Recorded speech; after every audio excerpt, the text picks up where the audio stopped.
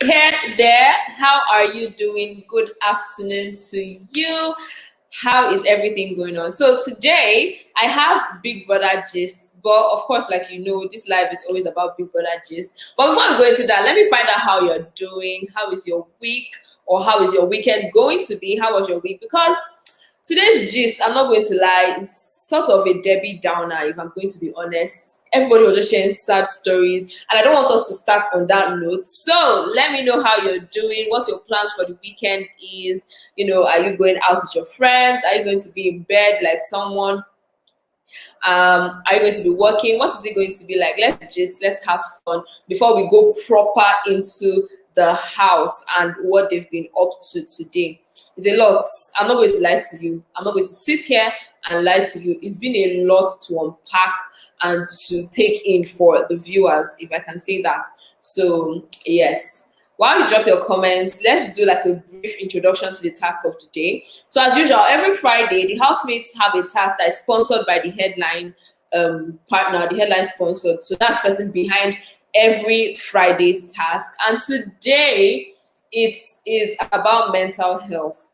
While some people are like, maybe KV prompted this task, Biggie didn't want to say anything. Even the housemates, they wanted to kind of shout KV out, but some of them were like, I mean, Biggie did not say anything about that. He didn't say that KV was the one that prompted this task. So let's not go and open any wounds or anything. Let's just do our task, KV out of it. When we leave the house, we can do something for him. But for now, try and leave KV out of this. But a lot of people still believe, even myself, I believe that, I mean, this whole thing with KV prompted the task. Because today is not even like mental health day, it's still all the way in October. So definitely it has to be KV. But maybe Biggie didn't want to say anything just so that people are not triggered. KV is not triggered. He doesn't feel some type of way. So that is understandable.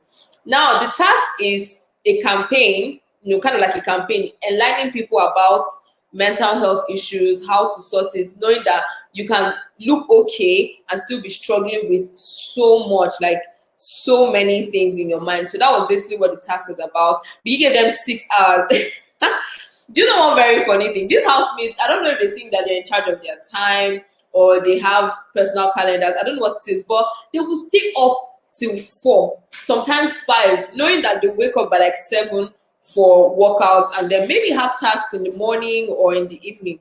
But no, that is when everybody remembers their love story. That's when everybody remembers the issues they have to sort out.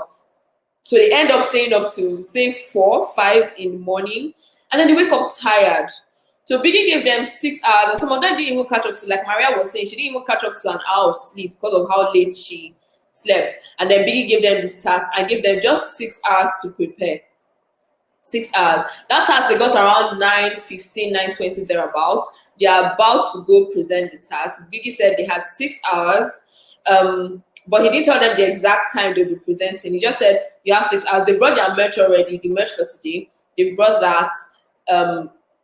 So they are basically ready. They can be called at any point. And it's like for 2 days, some people haven't had up to 6 hours of sleep. They are basically running on 4 hours of sleep, and that is not good for their mental health.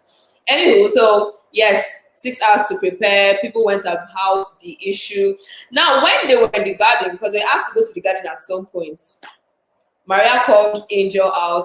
Angel wasn't the only one, JMK and Perry as well. So what happened is they were all in the garden, and you know Angel needs to do what Angel wants to do. While people were bringing up ideas and trying to make sure that this task runs as fast as possible, Angel was in one corner sleeping. She was just having a swell time sleeping. And Maria like, look, I didn't even have up to an hour of sleep, so you cannot disrespect everybody here and be sleeping while somebody is talking. But it wasn't a big issue. Immediately she said, the Angel just stood up. GMK as well got up. Perry opened his eyes. Everybody was obeying Maria. Now we know that this week everybody has to suck up to Maria. If you don't, you will go home. I mean, we know that they won't unless Big Brother pulls a surprise. I was just thinking about this today, and don't tell me I'm the only one who feels this way. I was just thinking, that what if the person who gets surprised at the end of the day is Maria? Imagine, because Biggie told her that, oh, the eviction is fake, she's not actually going to evict anybody. Maybe that was just to get her comfortable and not so tense. Then at the end of the day, when she announces the housemates that she wants to go, like the bottom 6, Oh, I will even tell you guys about that. Biggie added another wahala to her task. I'll tell you about it. So maybe at the end of the day, when she announces the two people that she feels should go home, Biggie can just tell them to pack their bags and leave. And that's it, like no fake eviction. That's it. Last day in the house. Like it's going to be so crazy. And so Maria will be like, but Biggie, like 2 plus 2 is not equals to 4. This wasn't the plan. So yeah, everybody is trying to suck up to her. So nobody's going to argue with her as much. Unless you're Queen, because Queen will not mind arguing with anybody. And I don't really think Angel was in the mood to get confrontational, so she just let it slide. Preparing for the task, Biggie started calling them in for diary sessions. Today is Friday, so sometimes Biggie can call you for diary session on Wednesday. Sometimes it's Tuesday, sometimes Thursday. You just really can't tell. You can't say, okay, today is Monday, we are going to have diary sessions. Nope.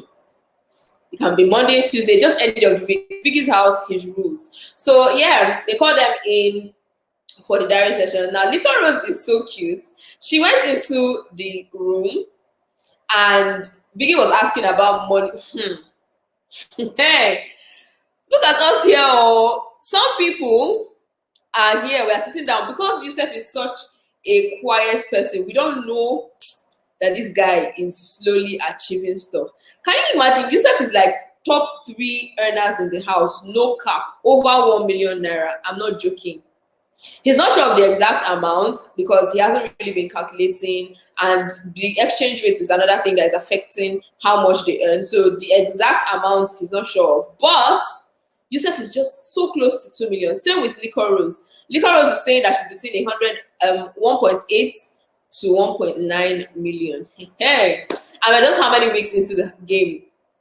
4. I beg your pardon. 4 weeks into the game. I'm like, wow. And let's not even talk about Michael that came how many days ago. He's barely 2 weeks in the house and is already in 1.1 million. Some people have been there since the beginning. Let me not call names, but Duma and Jackie B. And they only have 50K. And that 50K is the one that, the brand sponsor gave everybody in the house. Let my people go, just take it though and buy credits. That's the 50K that Buma and Jackie B have. But then Liquor Rose was saying that with her money, she's going to open a store for her mom. She's going to reopen her salon. I didn't even know she had a salon before. I mean, I've seen her making hair in the house, but I didn't know that she had the salon like outside the house. So she said she was going to reopen the salon, and the salon was something that really affected her mental health. Now, mind you, Biggie was also asking about the whole mental health thing. How do they feel about the challenge? And a lot of people were telling Biggie, like, look, I've struggled. This is the sad part of this video. I'm not even going to say anything like, trigger warning, I'm not joking. This is the part of the video where it gets really, really heavy. So first up, Liquor Rose said she was actually depressed at some point, and it was because she had to close down her salon. I mean, one of her depression bouts was because she had to close down her salon. Maybe lack of money, maybe she didn't have time. She didn't give an exact reason, but she had to close that down.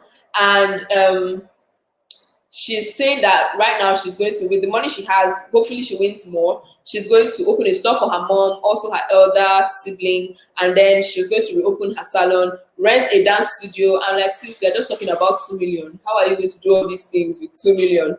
But I mean, she's hoping to win more. You know how she takes her task really seriously. So it's very possible that Liquor Rose could be leaving the house with like maybe 5, almost 10 million, because as the show advances, if she makes it towards the end of the show, the money gets larger, bigger tasks are coming, less housemates to share a large sum. So I'm not even joking. Liquor Rose might be going home with 5 million, even if she stays to a certain point at least. So she's making all these plans, and Jackie B came in. Jackie B, bottom 2. Outside the general 50K that everyone got, she hasn't won any task. And she was telling Biggie that she felt unlucky. And then Big Brother is, do you mean you feel unlucky being a part of the show? Or what exactly I can say? I say, Jackie, don't go and use your mouth and put yourself in trouble. No. But she's like, no. Of course, she feels blessed to be a part of the show every time. But she feels unlucky in the sense that every other person, even people that came, Michael, her newfound friend, like all them friend or lovers, I don't know, but even Michael has 1.1 million naira. Like, how is it that she's still stuck in 50K? So that was what she was telling Biggie about. But then talking about the whole mental stress, mental health issues, she told Biggie that she experienced, she gave birth really early, 18 going on 19. And she told Biggie that at that time she experienced heavy postpartum depression for like a year. I mean, she has shared it in the house before. For like a year, she experienced very heavy postpartum depression. But at that time, because many people were not having conversations about mental health and stuff like that, she didn't know what it was. She just thought maybe she was feeling down that at this age she was already a mom, stuff like that. So it's just like as she grew older, she realized that okay, this is actually what I experienced at that time.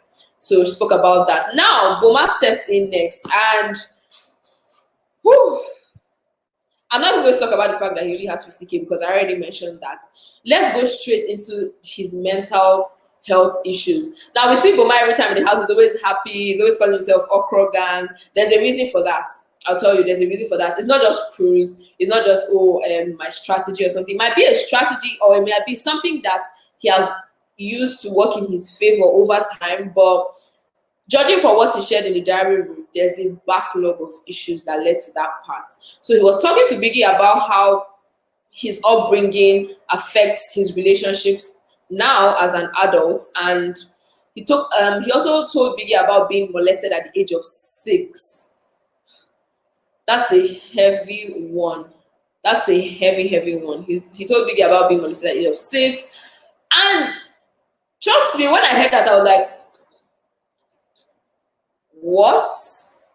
So here he is being the happy-go-lucky guy in the house. Everybody's playing with Boma. He can get serious sometimes. He can get angry. And he was telling Biggie that at that time he felt alone. He felt used. I mean, he was 6. What do we really expect? And to even top things off and make it worse than it was, he couldn't share with anyone. And this is something that so many people have experienced. So many survivors have gone through this. You know, being molested, going through something like that, and there's nobody to talk to, because again, in the society that you grew up in, it's not even a conversation you should have. It's like a taboo topic. How dare you put yourself in that position? So Boma said that growing up, he felt really guarded. He was really guarded. He had to protect himself, and now as an adult, he's unable to have certain types of relationships because he doesn't want it to look like this person has ownership of me, I don't have my freedom, you know, stuff like that. Because at that point, at the age of 6, the person who took advantage of him made him feel like he didn't have any rights to himself anymore. You know, that kind of thing, like took advantage of him. It was a lot. It was a lot to deal with. And then I was there thinking, okay, so this Okro Gang thing of you not being committed to anybody might not just be cruise. It might be the fact that you really don't want anybody to seem like they have control over you or something. Because when you're in a relationship with somebody, you guys are accountable to yourselves. Where are you? What are you up to? That kind of thing. Boma doesn't like it. And oh, did I tell you that he also said that it was part of the things that broke up his marriage? Now, he said that at some points, like years down, he used to hear voices, he used to hear things, he used to, how do I explain it? Like he had conversations with himself and assumed that it was his partner having this conversation with him. So he would pick fights with her over a conversation that they did not even have. And then when she was trying to like be in his corner, he was so defensive. He felt like she was an enemy. Like it was a lot. And I'm sure that even saying all that to Biggie is not all. Like he can't unpack everything that he has been through in a 10-minute diary session. Like it's not even possible. So that was really, really heavy, but that wasn't even all.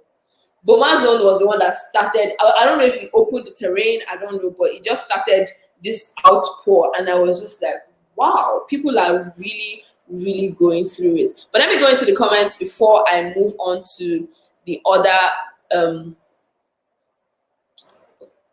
stories. So I have a comment from Divine Okafor. I don't know what you're referring to, but she says, I fear who no fear Nigeria. They are capable of digging out their great-grandmother's placenta from the grave. Is this in relation to anything we're talking about, the housemates? Please clarify on this comment. And Joshua is saying, I just feel Maria may just pick up Angel for eviction. Well, that you're not far from the truth, because if you watched Maria's diary session some 2 days ago, yesterday was it? She didn't seem to be in Angel's camp. She just kept on saying, oh, Angel was doing the most with other people's men. She already doesn't like Angel from the way she speaks. But the housemates also say that Maria is not a biased person. since the criteria this week is, oh, whoever pleases Maria the most by doing what they're supposed to do and maybe a little bit of an extra here or there, then Angel might not really be the person to go. But then today Angel was sleeping during the task. If it was just based on, trying to seduce other people's men, maybe she wouldn't go. But now that tasks are involved, I don't know. I really don't know what to make of it. But let's see.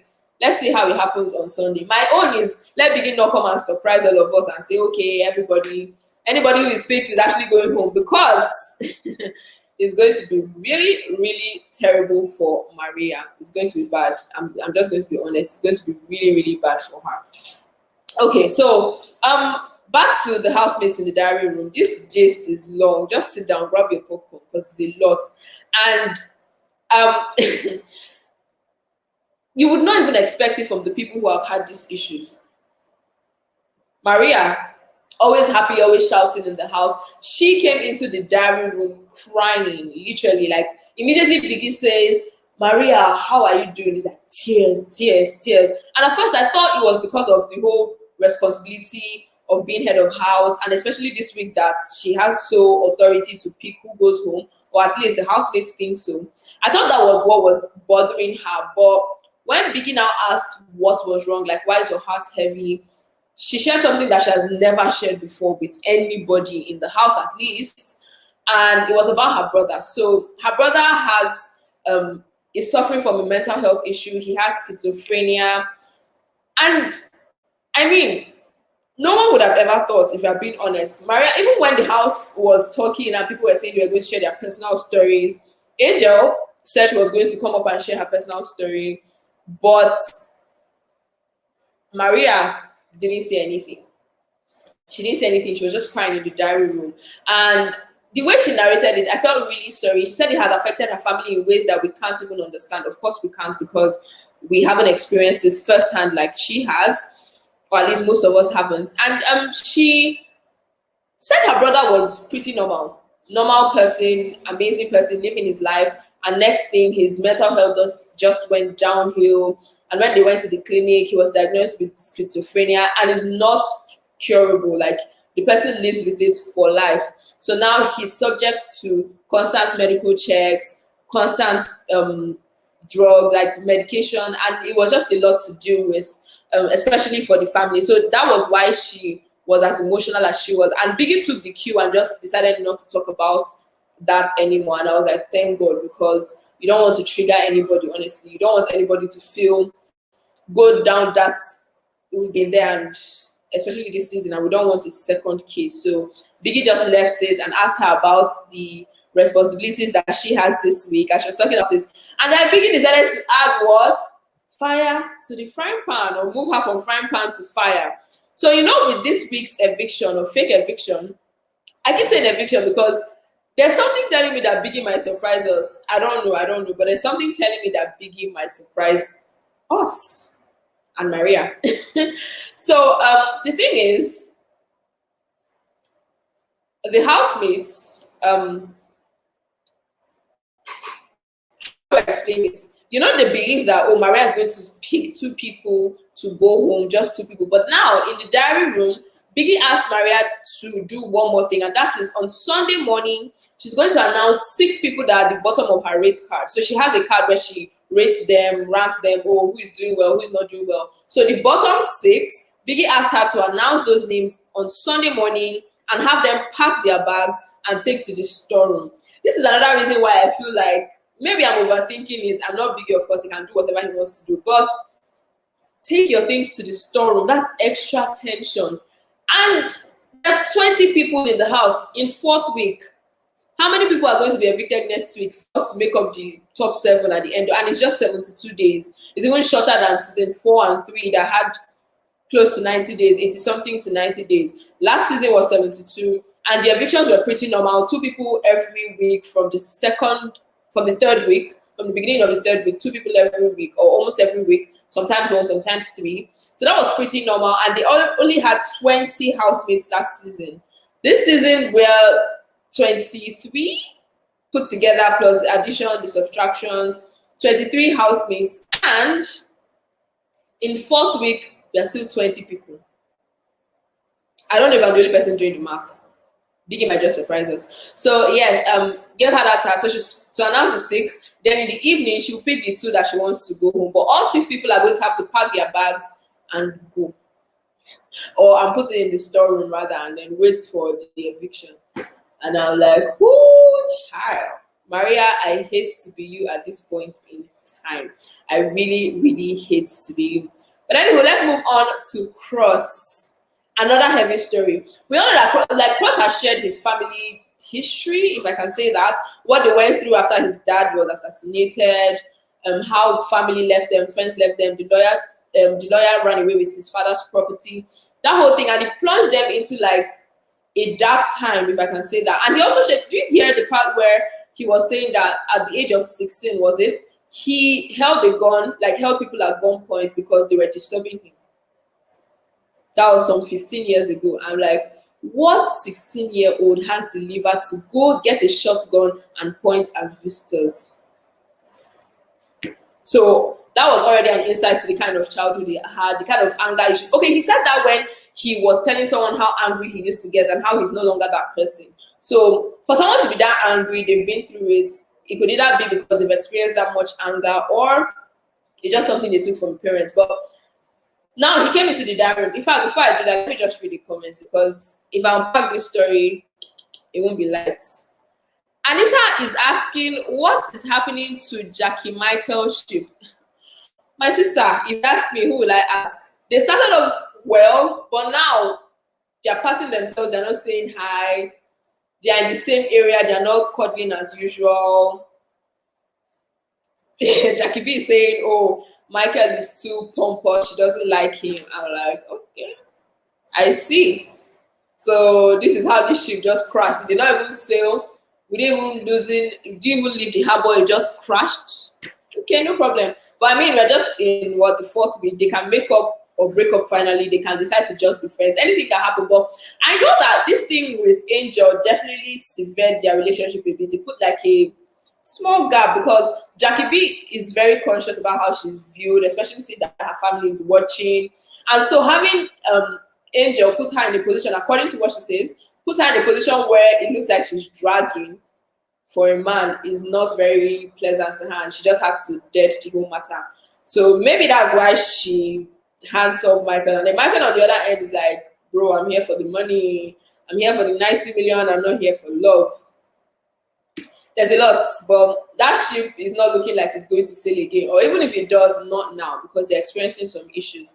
And Monero is saying Queen just likes white, and she's pushing it low key. And she's pushing it low key in the name of just friends. Is the way you're capitalizing white and just friends for me. So I've noticed them. I won't lie. They've been together a lot. But if she says they're just friends, we can't argue with her. It's not our friendship. It's not our relationship. Although this morning she got a peck from White Money, not a kiss, so we cannot say so much about it, but they're getting really friendly. So I see where you're coming from, and I feel the same way. But let's see how things unfold if both of them stay long enough for anything to happen. Because White Money now is saying that, oh, he doesn't want to show emotions in the house.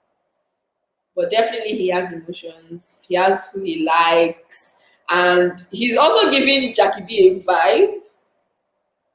He hasn't said it expressly like, oh, I like you, but you know when somebody is giving you green light, something like that. So that's the energy I'm getting from White towards Jackie B. And then he's also spending lots of time with Queen. So I really don't know which one of the two girls, but whoever it is, good luck to them. So yeah, back to the gist. We're talking about Cross. And this young man, when he tells you that he has some issues, best believe that he has some issues, because he was telling Biggie that there was a point in his life he was hearing voices, and I was like, wow. Like he was going through it. He didn't want to spend any time with friends. That this outgoing, happy person that we see in the house was not him some years back. And Bomber, he actually tried to kill himself twice.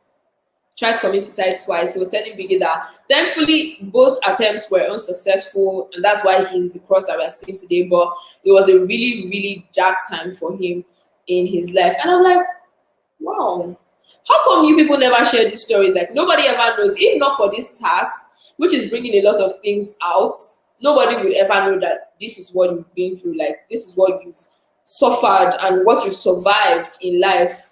I mean, I guess some people are just private, secretive, if I would say that. But here's something I was thinking about. And I might be wrong, my theory might be wrong. But remember, before KV was withdrawn from the show, they had a task where the housemates were supposed to write like all the terrible things that affected their esteem, all the bad names that people called them at some point in their lives. And shortly after that, KV started acting weird. So we all know that with mental health, anything can be a trigger. It could even be a sentence that you heard at a certain point in your life, at a traumatic point in your life. So that's why I really hope that we're threading as carefully as we can this time with this task, because so many people have deep stories to share. I mean, who knew that Cross tried to kill himself twice? Who knew that Boma was molested at 6? Who knew that Maria's brother is schizophrenic? Like, nobody knew. And Maria is even so emotional that she cannot talk about the task without crying. I just hope that everybody's okay, or at least they see somebody before they just go down this, I don't know, just go downhill, and it's just going to be really terrible. Mental health issues not to be toyed with at all. So he also, Big Cross being who he is, you know that Cross boy, he can be serious 1 minute and the next minute he's just, you're like, what's going on? So after talking about what he went through, he now told Biggie that he was angry as Biggie. Now that was after Biggie asked about his money. He told Biggie that he was angry at Biggie because the first task that they had in the house, his team came second and Biggie did not give them consolation prize. And I'm like, it's a liver for me. You tell Biggie that you're angry at him, or you're going to beat him now. Go and beat him. Go inside his office and beat him since you're so angry. I don't understand. Winner takes all. We all know that that's how it happens in Biggie's house. Unless, especially like with the main prize, the 90 million in this case, but even the brand sponsorships and stuff, most times it's winner takes all. If a brand is generous, like the cosmetic brand the other time, they give everybody 50,000 or a gift card or something. But outside that, winner takes all. That's how it has always been. That's how it will maybe always be. Biggie can change anything. So that was really funny. That was like an icebreaker, if I can say that, because the room was cold. I could tell it was cold. Now I have gists. Something, I don't know, something is not adding up. So J. Paul and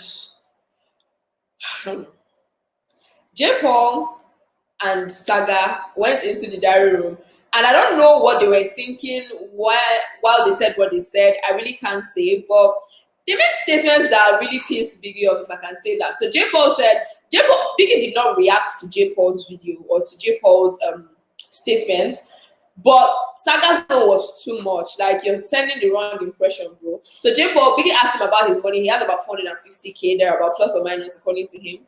And Biggie said, okay, so what are you going to do with the money? Because he asked everybody, people gave their business ideas, and J. Paul was like, yeah, the people that own the money know that they own the money. The people that are supposed to collect the money, don't worry, I still have you guys in mind. I'm going to pay you people.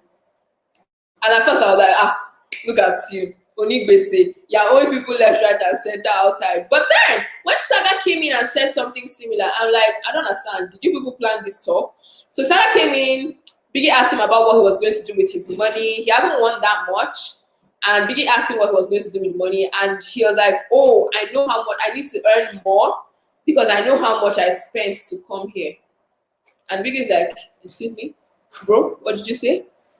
What did you say? So when he said that, I knew that Biggie was going to clarify, that Biggie was going to ask, what do you mean? Now, a lot of people could have read that wrong.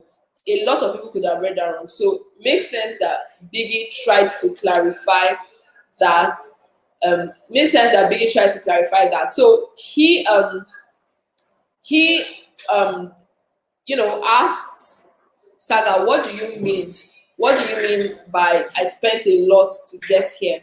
And Saga now had to readjust. I don't know what he meant. He didn't say, but according to him, it was like the amount he spent with shoes, buying designer shoes because I'm like, did you have clothes before coming to the house? So he said he had to spend on photo shoots, shoes,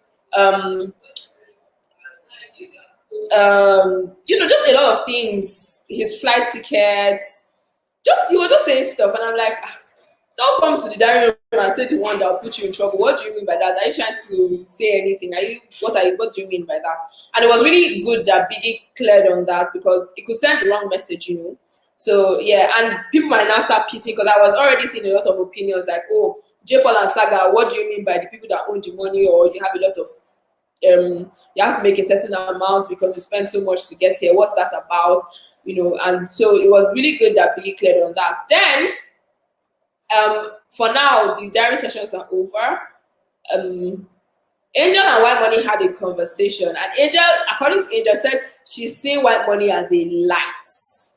You're just having, one of those deep conversations where you're talking about yourself, and White Money brought up the whole Perry seeing him as a threat thing, and I'm like, yes, it's true. He did offend you, but can we just not talk about it anymore? They're just let sleeping dogs lie. Let's just move on with our lives, really. So yeah, White Money said that, but then the camera moved away from that conversation and we didn't hear the rest of it. And Angel was just encouraging him, telling him that he's strong. But I feel like White Money knows how strong he is. Possibly. Because he said that J. Paul knew him before the house. J. Paul knew his name, but didn't know the face to the name. So I guess it was like maybe a liquor rose, quite popular before coming into the house or something like that. I don't know. I really don't know. So right now, the housemates are in the arena. They are getting ready for their task. They're supposed to present this campaign.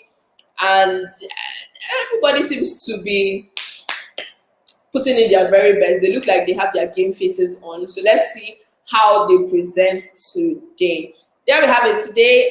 This is the end of the video. Thank you so much for joining the video. Until next week, this is Every NG, and my name is Judith. Do have a wonderful weekend.